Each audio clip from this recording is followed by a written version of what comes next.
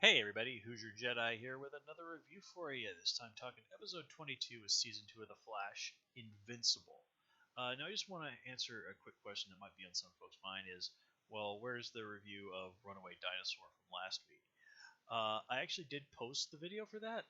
Unfortunately, I was trying out some new equipment, and after I did the video, I discovered that for some reason it would not record the audio. So I had a whole video where you could just barely hear me speaking, and you really couldn't make out my words at all.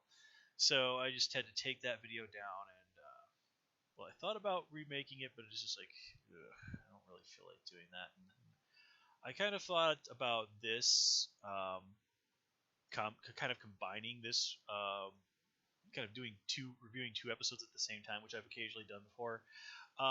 But I don't hugely feel like doing that either.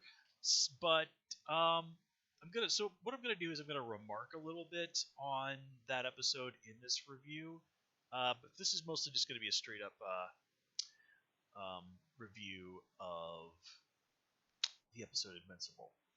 So let's just kind of get right into things. And of course, this is our big penultimate episode, uh, setting things up really nicely to see what's going to be happening in the season finale. And if it's anything like last time around, it's going to be a hell of a trip. So let's kind of start with what's going on with sort of the minor characters, and then we'll kind of work our way up. Jesse, her main thing in this episode is her, basically saying like, well, what happened to me? Am I a metahuman? And her father sees through this immediately and says to her, look, you don't need powers to be special. You already have a gift in that you're a genius. So use that gift now to help us now. And, he is right. Jesse doesn't need those powers in order to, do really great things. But Flash lore being what it is, yeah, that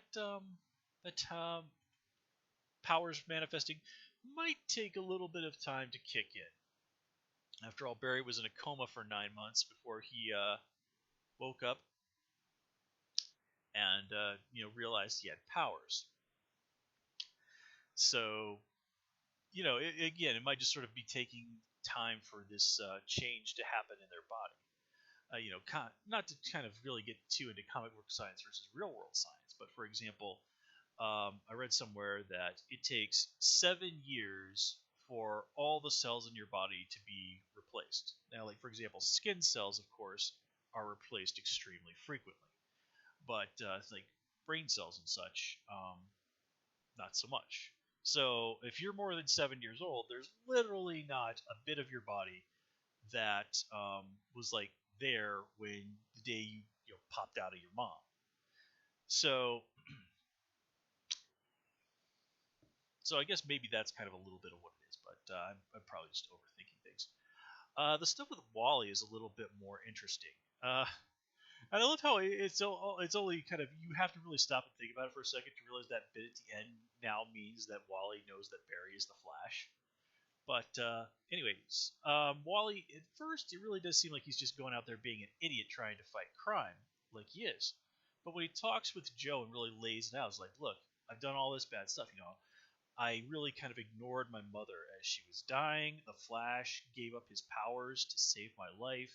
Because of that, Zoom was able to bring all of these guys, this army of metahumans in here, and they're destroying the city. Now, granted, a lot of that stuff is not directly his fault, but you can understand why Wally does feel this guilt and his genuine desire to make up for it.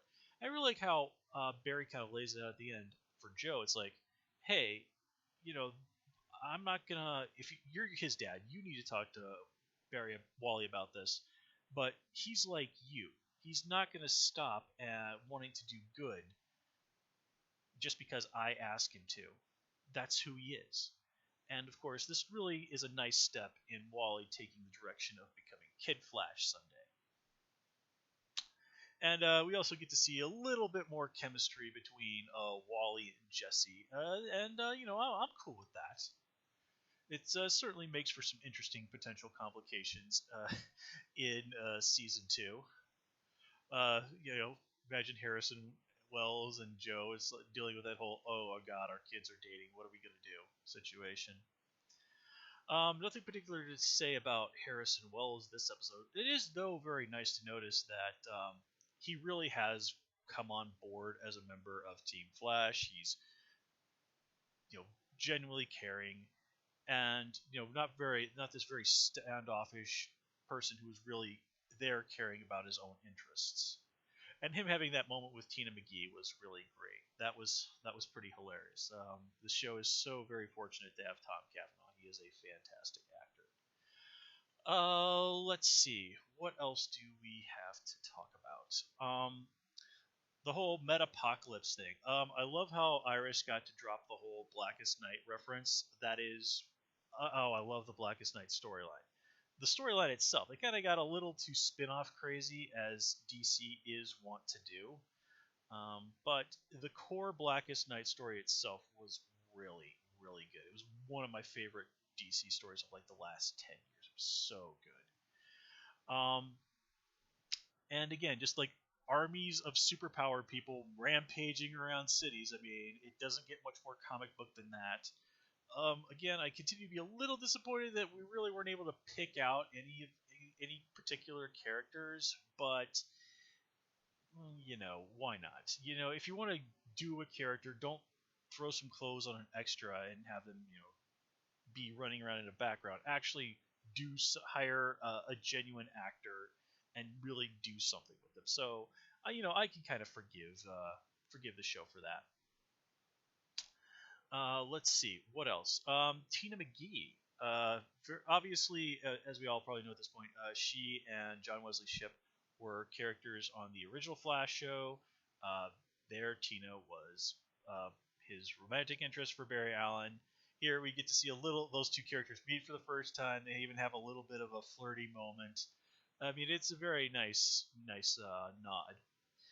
Um, and we find out that Tina has figured out that Barry is the Flash, potentially setting her up as another member of Team Flash in the future, somebody that can go to for help and technology and information and things like that. We also get to see Mercury Labs destroyed, which is not good, but I'm sure rebuilding it would probably be a part of whatever they might do with Tina in the future. And again, I cannot help but think that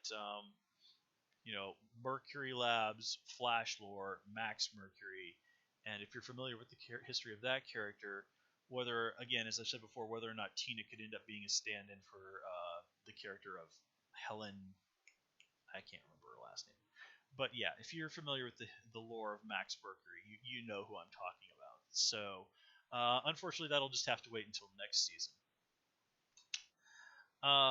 So speaking of speedster characters and such, what can we say about Zoom killing Henry? I mean, it's not a huge shocker. I mean, the idea of like, oh, Barry's going to get to have his proper dad around, his biological dad around all the time, and it's going to be cool, and he's going to be really happy. It's like, no, happiness is anathema to good television. And again, Zoom kills his dad in Barry's old house while ranting about how they're the same. I mean, it's just too good a drama not to do. And, again, you're just driving the stake home even further with his father's final words to him. It's just like, and this kind of plays into the whole thing of what the everybody else on the team is saying, that like, hey Barry, this whole the universe is on your side thing is making you kind of overconfident. Which, again, last episode, Barry even basically the Speed Force even told Barry, like, it doesn't mean that the bad things are still going to happen to you, okay? And Barry completely ignores that. And the whole thing of the Speed Force having some degree of sentience and it kind of being, in a way, sort of a little bit of a place where speedsters go after death. Again, straight out of the comics, and again, this opens up a potential way that Barry might be able to actually defeat Zoom if you're familiar with the comics, and you may remember the evil speedster Savitar. It was just another really good story. But I'm not going to spoil that because I don't want to potentially ruin what might happen next week. And this tragedy of his father's death coming on right on the heels of Barry, like last episode, finally being able to put his mother's death behind him. Ooh, it's just such perfect synchronicity. Barry puts mom's death behind him. Dad is murdered right in front of him. I mean,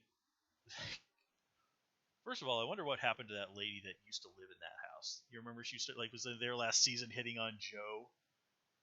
You kind of have to wonder, is like Barry after this is just gonna be like, yeah, guys, excuse me, I'm just gonna go burn that house down. Okay, he wouldn't do that, but still. So yeah, and then I'm sure a lot of people like me are also thinking that it's going to turn out to be Earth 2 Henry Allen that is the guy in the Iron Mask, and that he's going to be the actual Jay Garrick of that world. And okay, if that happens, I'm not going to be the least bit surprised. But it would be a great way to keep John Wesley's ship on the show and just to kind of see where things go from there. And if that version of Jay Garrick is also a speedster, well, like the older kind of guy who's a speedster and is serving as a mentor. Well, they did a little bit with that with Jay. This the impersonator Jay. But I don't know. I'm not super on board with that. I'd really much rather they have somebody like the character of Max Mercury come in and do that.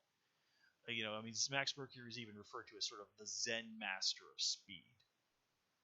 But me being such a fan of the old '90s Impulse comics, where that Max really got to grow as a character, is probably coloring my bias a little bit. Nothing really particularly huge to say about Iris this episode, but the idea of those two saying, like, okay, let's officially give us as a relationship a shot. That's cool.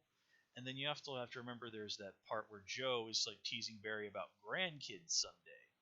Well, we've got time travel on this show now, so the idea of Iris and Barry's kids from the comics, Dawn, D-O-N, and Dawn, D-A-W-N, aka the Tornado Twins, potentially popping up in a future season.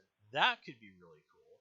And if you've got those two, then you've got Barry's grandchildren, Bart Allen and Jenny Ugnatz, I think is how her last name is said, Impulse and Excess, respectively. That's letter X, letter S, because she was from the 90s, and that's how people rolled back then. Potentially coming in. And I think that would be really awesome, because, again, I've mentioned that I love Impulse a lot. Excess is a character I also am really fond of. In fact, I talked to Mark Waid, one of the really defining writers of Flash and Impulse and so much stuff. One time at Comic Con, and I got him to sign some of my Impulse comics. And he actually told me that issue 12 of the series, where Bart and his cousin Jenny actually get to meet and spend some time together for the first time, was his favorite issue of that series. And it's understandable. It's a really great series. I mean, really great issue. So again, potential seeds in the future. Let's see. What else do we need to talk about? Poor Caitlin is obviously suffering from some serious PTSD, and it's hard not to feel bad for her, especially when she says, I don't think I'm ever really going to be right again. But on the other hand, we do see her in this episode sort of getting out there and trying to do good again. So obviously everything that's happened to her at the hands of Zoom is not going to be gone like that. But you see that as beaten down as she is by all the bad things that have happened in her life, Caitlin still has that courage within her to go out and try and fight the good fight, as evidenced by her going along with Cisco to try and stall Black Siren. I mean, it all goes south, but Caitlin is obviously a stronger person than even she gives herself credit for. And I'm really kind of interested to see what they do with her in season 3, because man, Caitlin is seriously due for some good luck in the romantic department. So hopefully they can throw something that her direction that way. Um, Cisco, we also again get to see him sort of developing his powers, becoming a little bit more like Reverb, even pinching a lot of Reverb's lines from the time they met when he's talking to Black Siren, and again showing that he has apparently starting to demonstrate the actual vibe powers of offensive powers. Again, just kind of going along with what seems to be his destiny. And remember, back in season one, Eobard Thawne, in that alternate timeline where he killed Cisco, even said to him um, that no, it wasn't the alternate timeline. It was well, whatever. Said to him, you're going to go on such an amazing journey.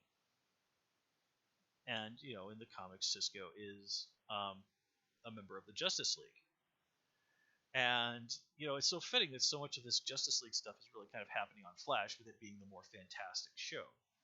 I mean, we even saw last season the sort of seed of the Justice League being planted when Barry, Oliver, and Ronnie teamed up and took down the Reverse Flash, which is still in my book one of the absolute best bits of the series ever. I've even had somebody put a clip of that fight up on YouTube, and I have it on my favorites. And every once in a while, I'll just sit down and watch it again. It's just oh god, so good. So yeah, I mean, they've got so many people running around that are potential Justice League. It's gonna be, well, we're never gonna be able to have a Justice League because of the movies and such. But oh man, oh man, just some sort of huge team up with all the heroes. Ooh, it's gonna be good. I'm sure they're gonna do something really big like that one day. As if we don't have enough with Legends of Tomorrow. But yeah. Okay. Getting back into things here.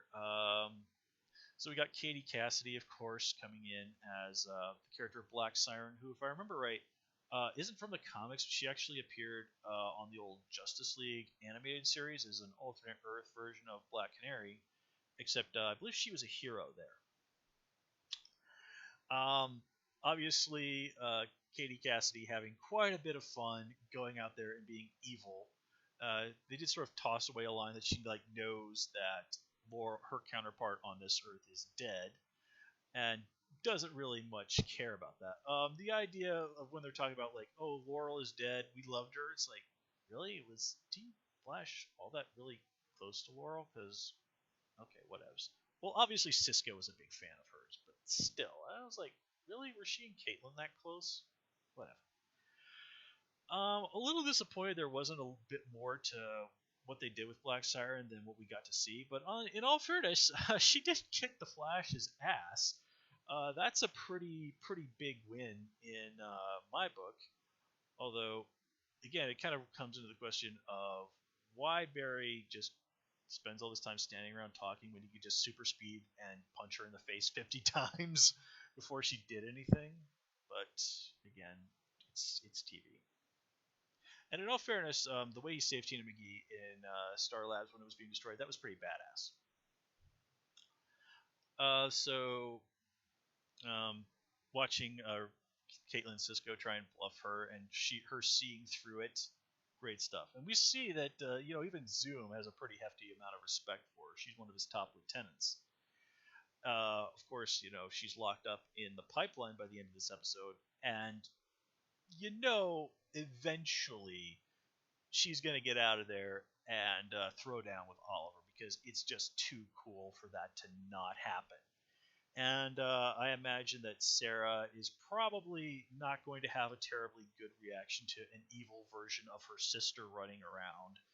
And God only knows how Captain Lance and Laurel's mom would react to all this. I mean, it sucks that we lost Laurel on Arrow, but this is a really great way of being able to bring back Katie Cassidy, do interesting things with her, and really kind of play around with these sort of things. And there's always the possibility that Tommy Laurel could pop back up in flashbacks, so we'll see. Then of course there's Zoom himself. He does have that really nice speech about how you always have to be the hero. And while you're running around putting out all these fires and stuff, I'm going to be out there doing stuff that brings me closer to what I want. And this is like a classic villain tactic. But once again, the team does rise to the occasion and takes Zoom's army away from him, and actually does force him to flee to Earth too. The way they do it seems pretty bullshit. It's like, okay, you've managed to successfully knock out all of the Earth 2 people, but do do you actually know where all of them are? I mean, yeah, they have the metahuman detector, I guess, but still. And I like how it is sort of explained, like most of them are locked up in Iron Heights, except for probably a few, most likely with, like, for example, Black Siren, who are locked up in the pipeline. Captain Sing's like, do I want to know where they are? No. Okay. Because, F constitutional rights, right? Let's see. But yeah, that whole speech about that Zoom gives Barry about, we're the same. I'm gonna make you like me.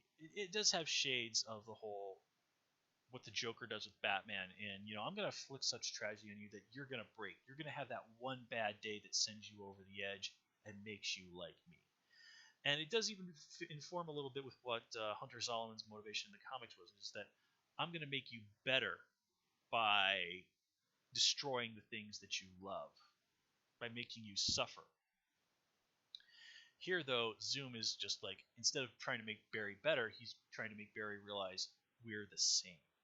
So, slightly different motivation, but spirit in spirit rather similar. And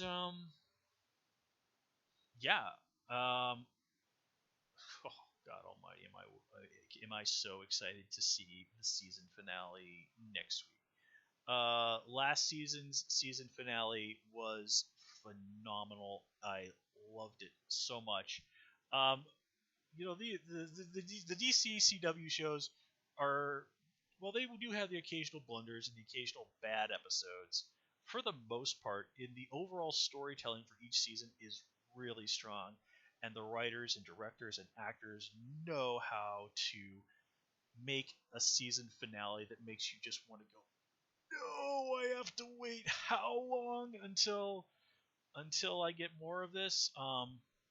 Let's see, it's May now, so we're probably gonna have to wait the better part of like 6 months. And I think the Flash is probably gonna come back in mid to late October.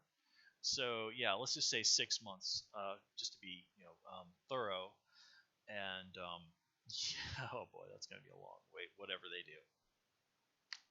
But in any case, this is a great episode for setting up the season finale. It sets up a lot of really cool stuff for the characters, some of which is going to pay off next week, and some of which is going to doubtlessly be big stuff in season 3. And I cannot wait. Oh man, this is good stuff. So with that said, I'm going to call it here. As always, please comment, rate, and subscribe. Of course, you can follow me on Twitter at Hoosier Jedi, and please also join me on Tumblr at Jedi Reviewer. Until next time, take care and have a good one.